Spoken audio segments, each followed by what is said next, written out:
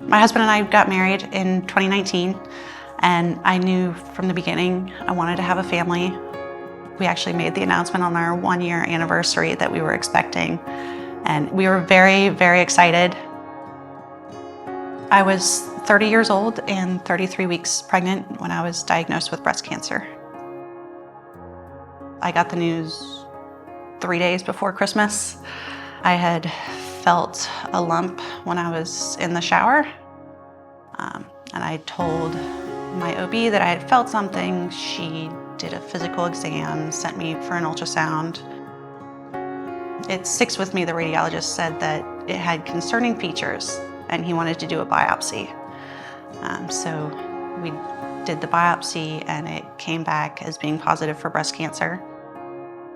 It was hormone positive breast cancer, and so the pregnancy was basically feeding the cancer, so it became very noticeable very fast. So the breast cancer diagnosis was a complete surprise, and when they did the genetics, I don't have the genetics for it. So it really can happen to anyone at any time, and we did additional diagnostics and ended up doing surgery within a month and a half of being diagnosed.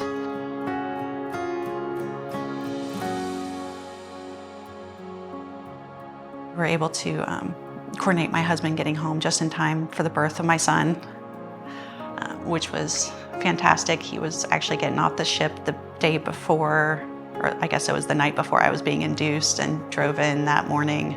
And they induced me early, so my son was born at 37 and a half weeks. And then 2 weeks later, I had the left mastectomy done and started the reconstruction process.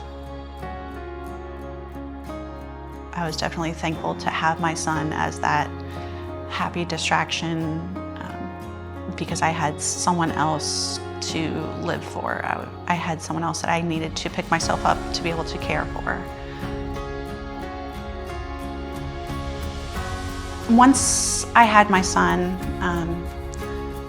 I was able to talk to medical oncology, and one of the things she had brought up was the fertility preservation, because going through the chemo and with the hormone therapy that I had to go on, which puts you into a chemical menopause, there was a chance that the ovaries wouldn't restart properly. She had brought it up as far as, if it's something you want to do, it's something we need to do sooner rather than later, before you start the chemo, before you start the hormone therapy.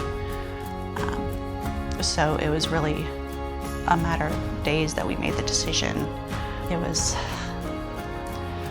a lot to go through, because then I'm going from pregnancy hormones to postpartum hormones to the fertility treatment hormonal changes, and then after that going into menopause. And it was just a complete roller coaster with all of it.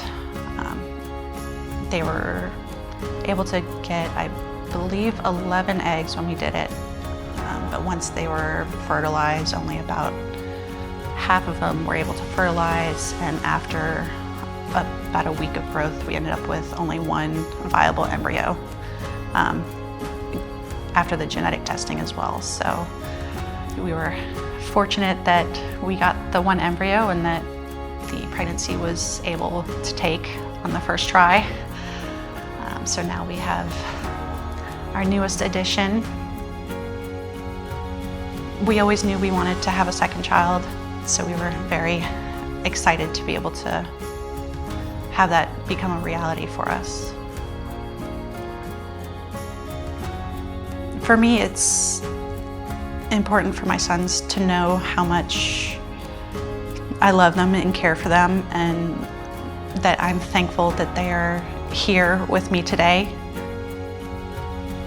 I want them to know how thankful I am to have them.